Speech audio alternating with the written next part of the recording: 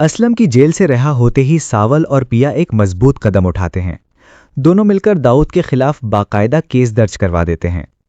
ये फैसला दाऊद के लिए खतरे की घंटी बन जाता है।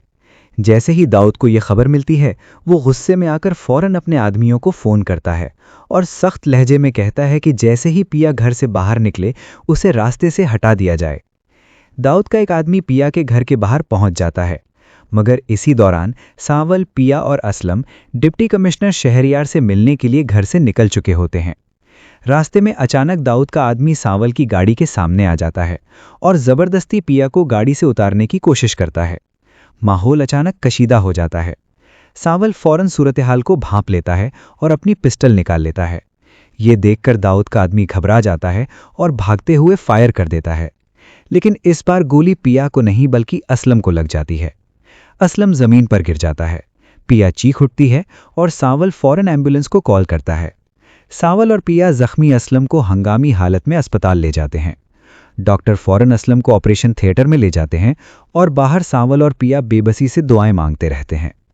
इसी दौरान डिप्टी कमिश्नर शहरयार अपनी अहलिया सासी के साथ अस्पताल पहुंचता है।